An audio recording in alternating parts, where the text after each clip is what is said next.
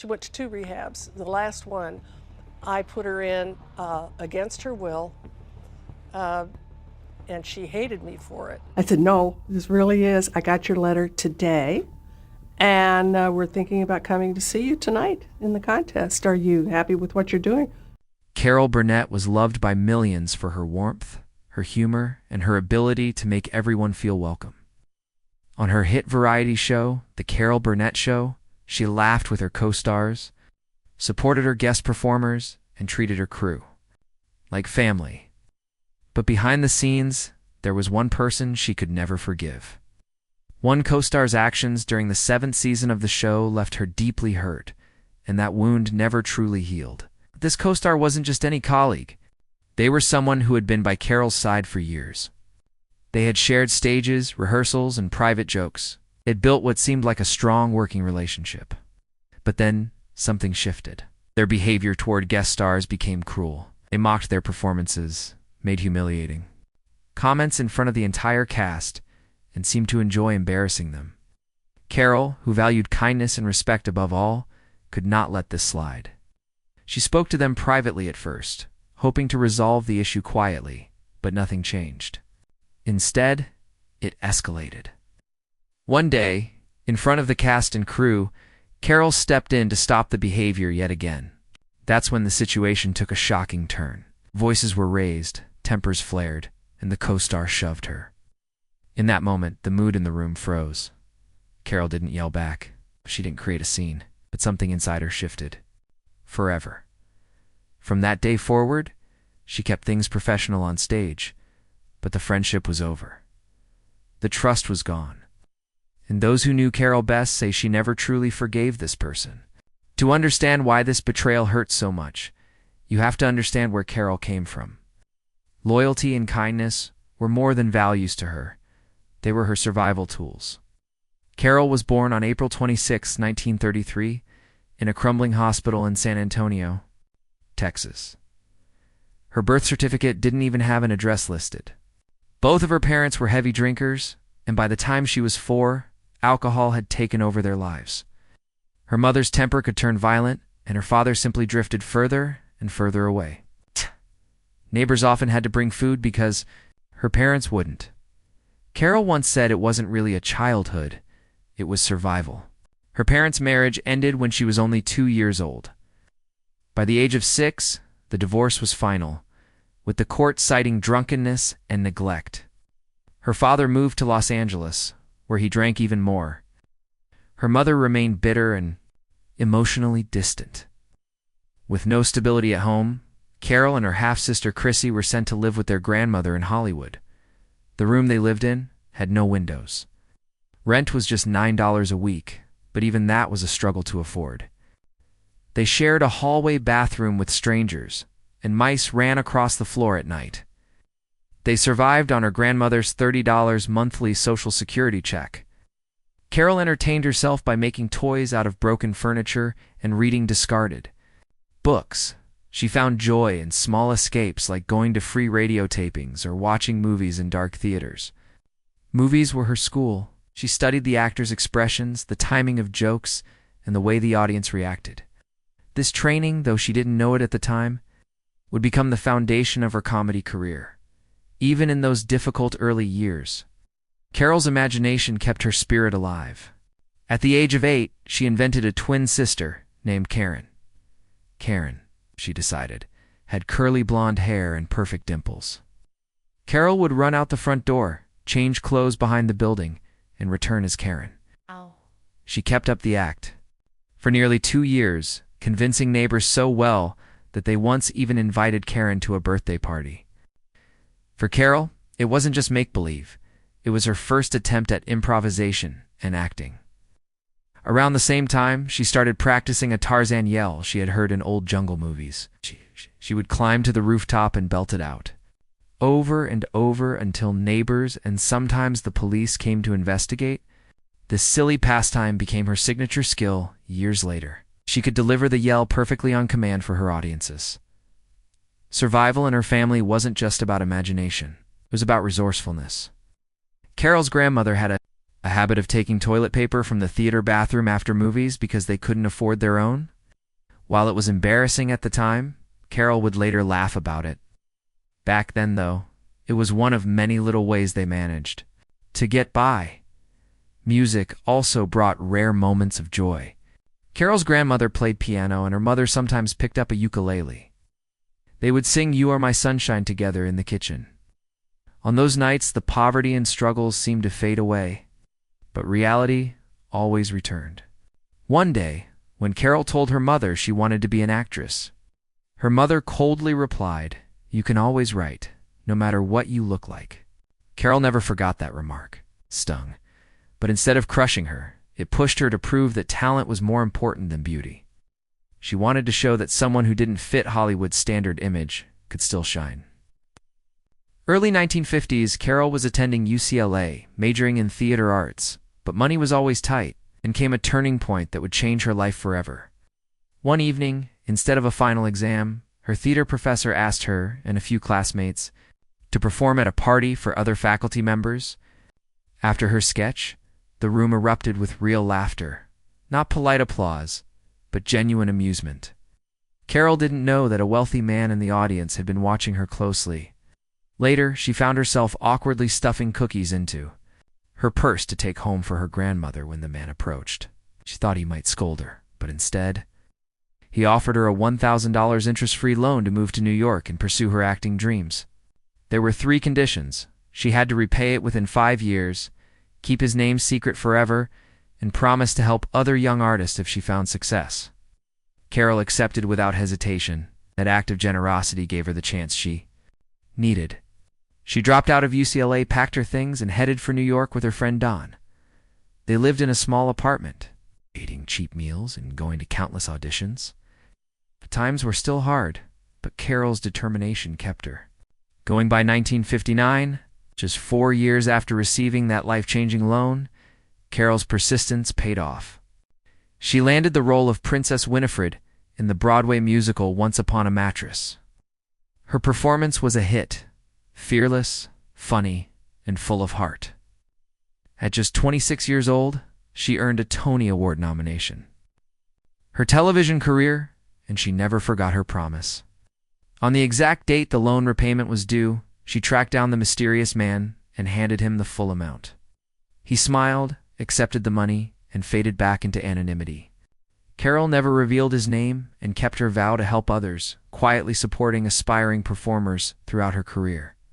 When the Carol Burnett Show began in 1967, it became one of the most beloved programs on television. Carol built an environment of respect where cast members and guest stars felt safe to try new things and even fail without embarrassment. That's why the events of the 7th season were so deeply painful for her. The co-star she had trusted, someone who had been part of her team for years, began behaving in ways that clashed with everything Carol stood for. They mocked guest stars, made them feel small, and turned what was supposed to be a supportive stage into a tense environment. Carol tried to handle it privately at first, reminding them of the show's values.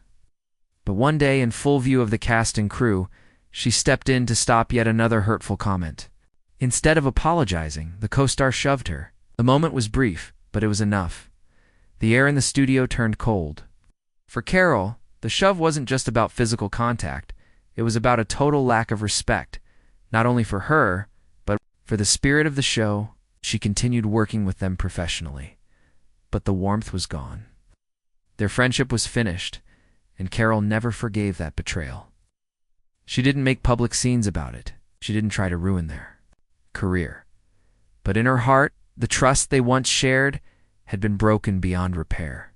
Even decades later, those close to her said that if the co-star's name came up, Carol's voice would tighten ever so slightly. It was a reminder that even the kindest people have limits, and even the most forgiving hearts can draw a line.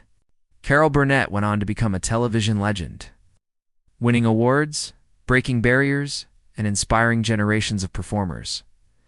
But behind the laughter, there was that one chapter in her life, the one co-star she could never forgive, and it quietly shaped the way she handled her career from then on.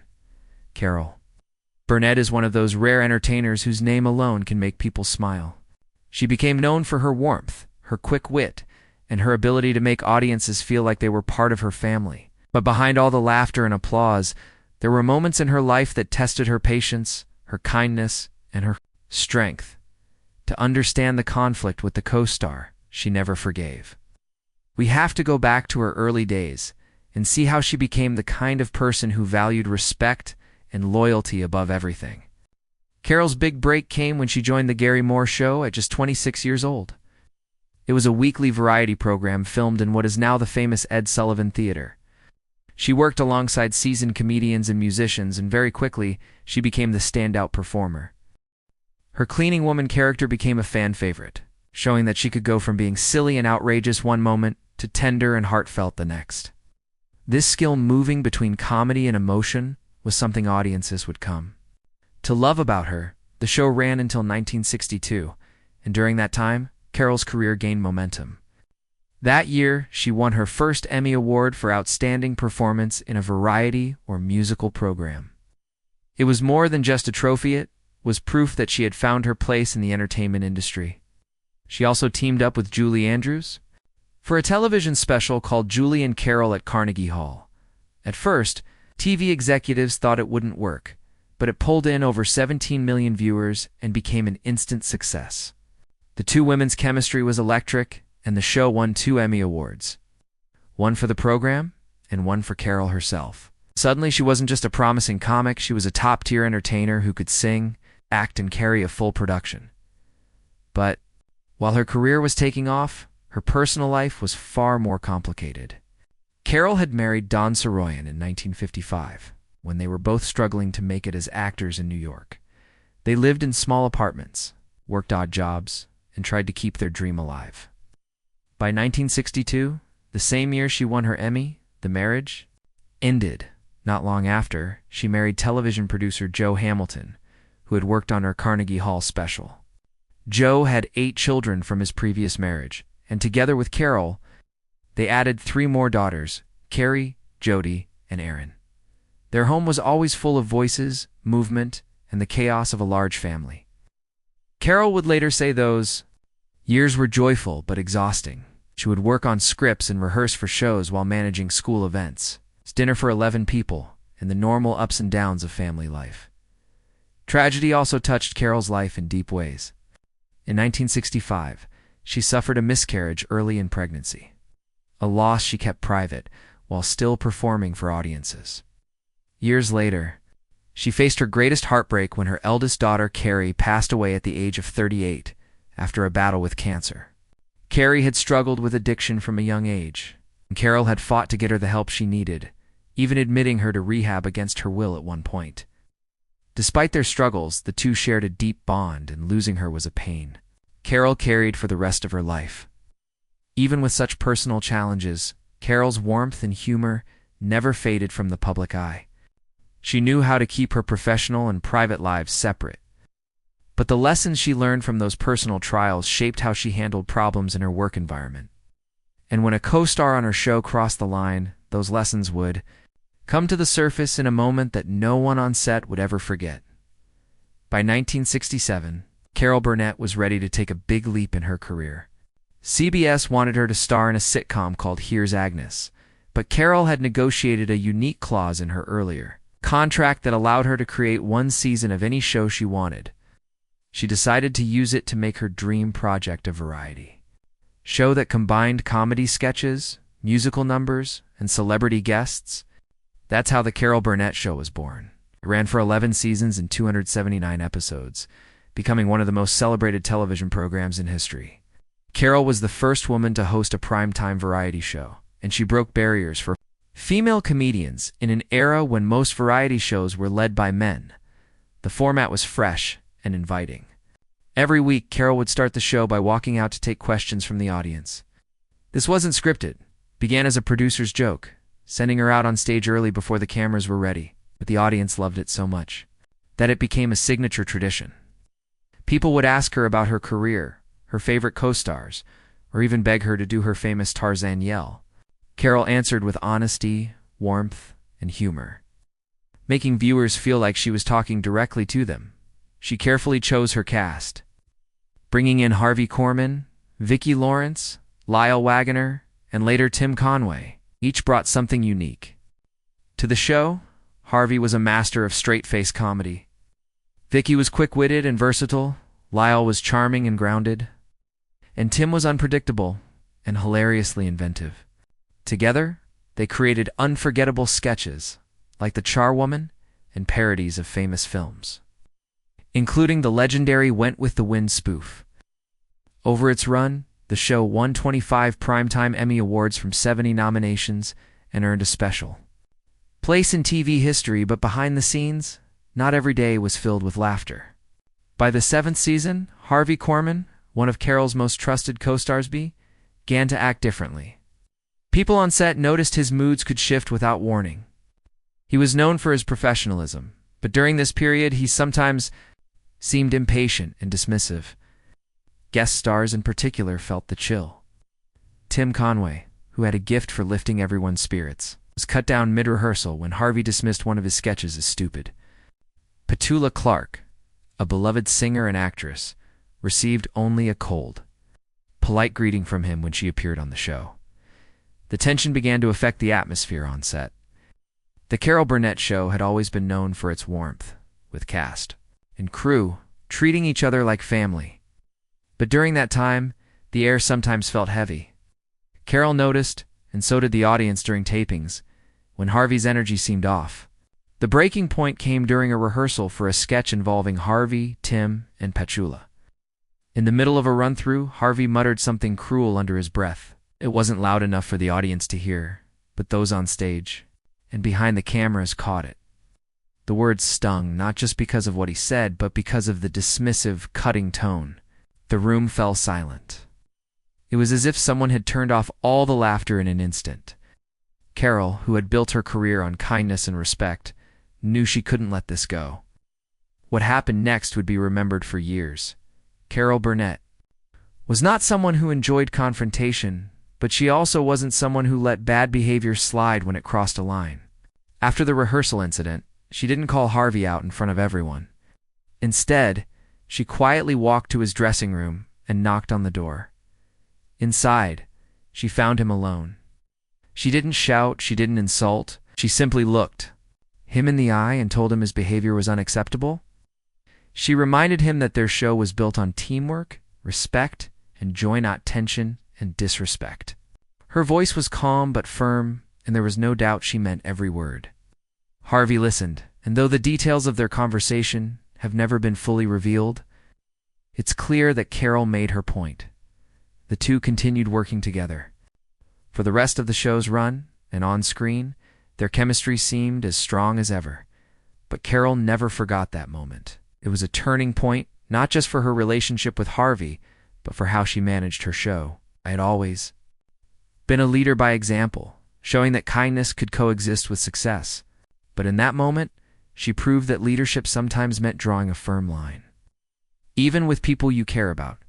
Years later, when asked about Harvey, Carol spoke warmly about his talent and the fun they had on the show. She didn't dwell on the conflict, but she also didn't deny that there had been a problem. She believed in honesty, and she made it clear that what happened that day had stayed with her. The memory wasn't about holding a grudge, it was about standing up for the values she believed in. For fans, the story is a reminder that even in the most successful, glamorous careers, there are moments of challenge and disappointment. The important thing is how those moments are handled. Carol Burnett didn't respond with anger or revenge. She responded with dignity, protecting the spirit of the show she had worked so hard to build. And while the world will always remember her for her comedy, her warmth, and her groundbreaking career, this story shows another side of her, the side that knew when to step in, take a stand, and make sure that everyone on her set treated each other with respect. It's why, decades later, her name is still spoken with admiration, not just for the laughs she gave us, but for the quiet strength she carried behind the scenes. Carol Burnett had always been known for her warm personality, quick wit, and ability to bring people together on set. She was the type of person who avoided conflict whenever she could, preferring to keep the atmosphere friendly. But one day, during the run of the Carol Burnett Show, she faced a situation that pushed her to a place she had never been before. It started when her longtime co-star Harvey Korman reacted angrily to her, trying to step in during a disagreement. Harvey, usually charming and funny, surprised her with a sudden burst of temper. He told her to stay out of his business and even went so far as to say that he would rather quit after that night's show than deal with her interference. Carol stood her ground, but Harvey's anger boiled over. In a moment that left everyone shocked, he physically moved her out into the hallway and slammed the door behind her. For a moment, Carol stood frozen, stunned that this was happening with someone she had worked alongside for so many years. Conflict wasn't in Carol's nature. She wasn't the type to shout or slam doors herself. She had built her career and her relationships on laughter, kindness, and respect. But this time, she knew she had to be strong. She closed her eyes for a moment and thought about two women she admired, Joan Crawford and Barbara Stanwyck. In her mind, she imagined their strength, their sharpness, and their ability to hold their own in any situation. With that mental image giving her courage, Carol straightened her back, walked right back to Harvey's door, and knocked firmly. When he opened it, she didn't hesitate. She told him in a steady, confident voice that she had already called his agent and informed him that Harvey was fired. He wouldn't be coming back. At first, Harvey didn't believe her. He thought she must be bluffing, but then he saw her. Eyes calm but unshakable, and heard the firmness in her voice. In that instant, he realized she meant every word. The fight seemed to drain out of him all at once. Harvey's expression changed from defiance to reflection. The weight of his behavior, the angry outbursts, the coldness, the missed chances to be gracious, seemed to sink in. He took a breath and apologized, then asked Carol for one more chance. Promised that for the next week of rehearsals and tapings, there would not be a single outburst. Carol agreed, but she added one condition. He had to remain cheerful the entire time. And he did. In fact, Harvey kept that promise not just for 1 week, but until the very end of the show's run. The argument that could have ended their partnership actually strengthened it. They stayed friends for the rest of his life, and when Harvey Korman passed away in 2008, Carol didn't dwell on that fight or the slammed door. Instead, she remembered the friendship that came after, and she believed that standing her ground, that day had saved both their relationship and the show, but away from the bright lights of the stage. Carol's personal life was far more complicated. Her eldest daughter, Carrie Hamilton, began struggling with drug use at just 13 years old. Carrie's experiments included alcohol, marijuana, heroin, and cocaine. By the time she was 15, she had already been to rehab 3 times. Carol and her husband, television producer Joe Hamilton, tried everything they could to help her, but it often felt like nothing was working. In 1979, the press found out about Carrie's struggles, and People magazine ran a headline calling it Carol Burnett's nightmare. Carol later said those years felt like walking through fire with no way out. Somehow, Carrie made it through.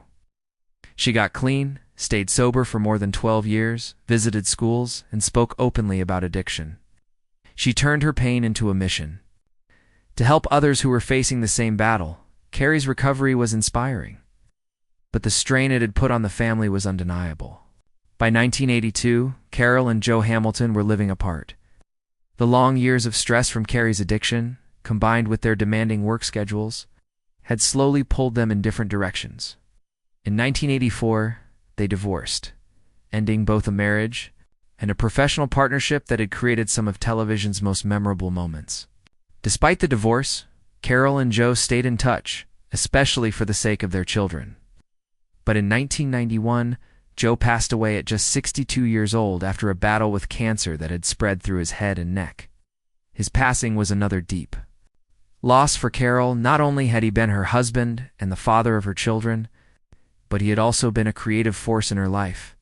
Then came the hardest blow of all. On January 20th, 2002, Carrie Hamilton died at the age of 38. After all the struggles she had overcome, it wasn't drugs that took her life. It was cancer. It started in her lungs and eventually spread to her brain. Pneumonia set in, and despite her fighting spirit, Carrie couldn't beat it. At the time, she and Carol had been working together on a Broadway play called Hollywood Arms. Even as her health declined, Carrie kept writing and dreaming, determined to finish what she had started. Carol later described losing Carrie as feeling like she had been cut in half, yet she also said that Carrie's strength, her decision to fight her addiction, and her commitment to creating something meaningful remained with her every single day. Years before the cancer diagnosis, in 1988, Carol and Carrie had taken a trip together that few people knew about to Moscow. Their mission was to help launch the first Alcoholics Anonymous group in the Soviet Union. At the time, the country had more than 4 million registered alcoholics, many of whom had never even heard of AA.